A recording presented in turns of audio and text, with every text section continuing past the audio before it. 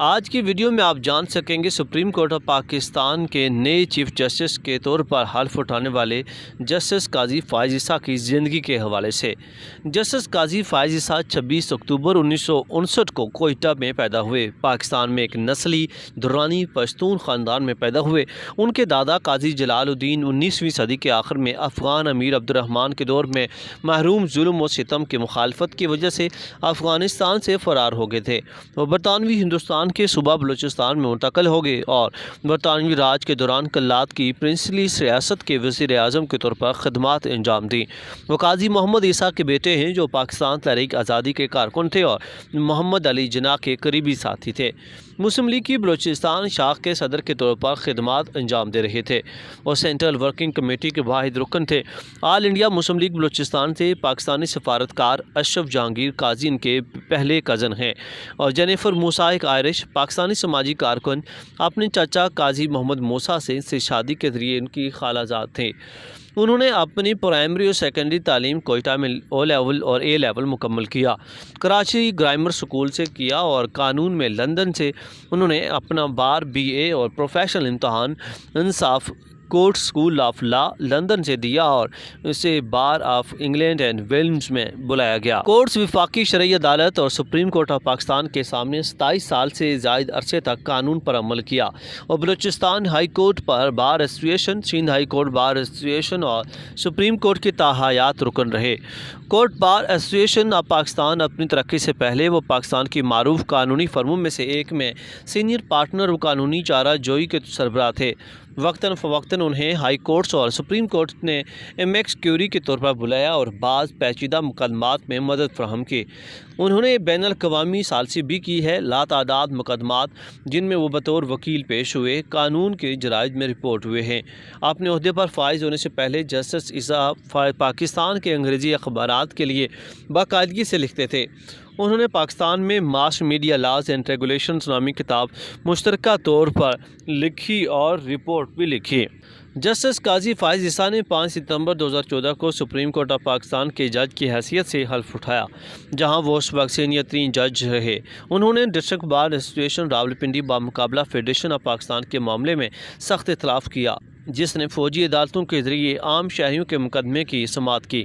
Sindh revenue board بامقابلہ civil aviation authority کے معاملے میں انہوں نے کہا کہ نہ تو وفاق اور نہ ہی صوبوں کو دوسرے حقوق پر حملہ کرنا چاہیے اور نہ ہی دوسرے کی قانون سازی کے دائرے میں تجاوز کرنا چاہیے۔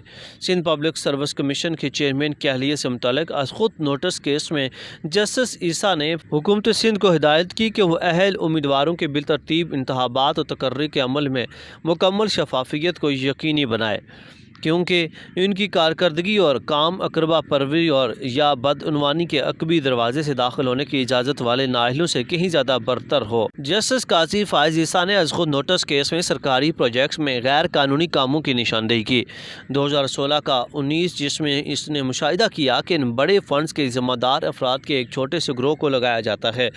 چیک اینڈ بیلنس کے قائم شدہ طریقوں سے گریز کرتے ہوئے اور منصوبوں اسکیموں کو لاگو کرنے اور ان پر عمل درآمد کرنے کے مقررہ طریقے سے روکا جاتا ہے۔ خالد ہمایوں بامقابلہ نیب کیس میں جسٹس قاضی فائز عیسیٰ نے قومی احتساب بیورو کو ایک سرکاری ملازم کے ساتھ پلی بارگین کرنے پر سرزنش کی جو بڑی رقم کے ساتھ رنگے ہاتھوں پکڑا گیا تھا۔ ان کا کہنا تھا کہ چیئرمین کی جانب سے پلی بارگین کی منظوری بدعنوانی کے خاتمے اور ان تمام افراد کو جواب دہ کرنے کے لیے بیان کردہ مقصد نیب آرڈیننس کے خلاف ہے۔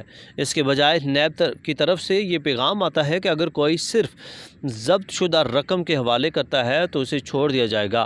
بدعنوانی کی بڑھتی ہوئی لہر زندگیوں کو تباہ کر دیتی ہے۔ اس عدالت نے اس کے بارے میں بارہا نوٹ کیا اور خبردار کیا، لیکن ایسا لگتا ہے کہ اس کا کوئی فائدہ نہیں ہوا۔ جسٹس قاضی فائز عیسیٰ کو سپریم کورٹ نے 8 اگست 2016 کو کوئٹہ میں ہونے والے دہشت گردانہ حملوں کے حوالے سے سنگل جج کمیشن کے طور پر مقرر کیا تھا، جس میں 75 افراد جن میں اکثریت وکلاء کی تھی مارے گئے تھے۔ جسٹس قاضی فائز عیسیٰ نے نتیجہ خیز کوئٹہ کمیشن رپورٹ 13 دسمبر 2016 کو پیش کی۔ پرنسپل پبلک اسکول سنگوٹا بامقابلہ سربیلنٹ کے فیصلے میں دہشت گردوں کے ذریعے لڑکیوں کے اسکول پر حملہ کرنے کے معاملے کو جسٹس قاضی فائز عیسیٰ نے خطاب کرتے ہوئے کہا کہ تعلیم اور عدم تشدد کے بارے میں اسلامی احکام کا استعمال کرتے ہوئے دہشت گردی کی کارروائیوں کی مذمت کی۔ فیض آباد دھرنے کے فیصلے میں جسٹس قاضی فائز عیسیٰ نے آزادانہ نقل و حرکت کے آئینی حق، پاکستان میں شدت پسندی کے مسلسل عروج اور پاکستان کے سیاسی نظام میں خفیہ ایجنسیوں کی غیر آئینی مداخلت پر خطاب کیا۔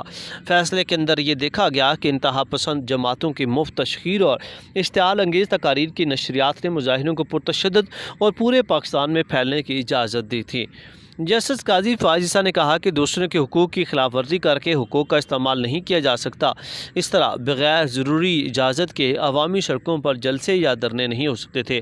میڈیا کی سینسرشپ کو غیر آئینی قرار دیا گیا اور کہا گیا کوئی بھی حکومت، محکمہ یا انٹیلیجنس ایجنسی سمیت آئین کے آرٹیکل 19 میں بیان کردہ پیرامیٹر سے ہٹ کر آزادی اظہار رائے اور پریس کے بنیادی حق کو کم نہیں کر سکتا۔ جسٹس قاضی فائز عیسیٰ نے کہا کہ میڈیا کی سیاست اور ہیرا پھیری مسلح افواج کی سالمیت کو نقصان پہنچاتی ہے، اور یہ کہ ایسے معاملات میں ISI کے ملوث ہونے کا تاثر باقی ہے جو اس کی فکر میں نہیں ہے۔ سلامت منشا مسیح بمقابلہ ریاست کے کیس میں توہین مذہب کے الزام میں ایک عیسائی سینٹری ورکس کی ضمانت کی درخواست شامل تھی۔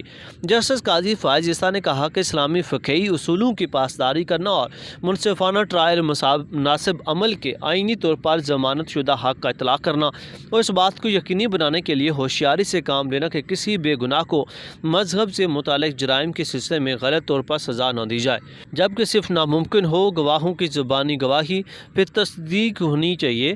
ایمنسٹی انٹرنیشنل نے اس فیصلے کو جنوبی ایشیا میں انسانی حقوق کے لیے امید کی کرن قرار دے دیا۔ شاہ زمان بمقابلہ خیبر پختونخوا حکومت میں جسٹس قاضی فائز عیسیٰ نے ماحولیاتی تحفظ، اسلامی احکامات کی روشنی میں موسمیاتی تبدیلی کے اثرات کو کم کرنے میں جنگلات کی اہمیت پر خطاب کیا۔ فوجی عدالتوں کے کیس میں آرمی ایکٹ 1952 کے تحت فوجی عدالتوں میں عام شہریوں کے مقدمات کی سماعت کرنے والے جسٹس عیسیٰ چیف جسٹس عمر عطا بندیال کی جانب سے تشکیل دیے گئے ابتدائی لارجر بینچ کا حصہ تھے۔ تاہم کارروائی کے آغاز پر جسٹس عیسیٰ بینچ سے اٹھ کھڑے ہوئے۔ انہوں نے کہا کہ چیف جسٹس کو پہلے supreme court practice and procedure act کے معاملے کا فیصلہ کرنا چاہیے، جو بینچوں کی تشکیل اور اپیل کے حق سے متعلق ہے۔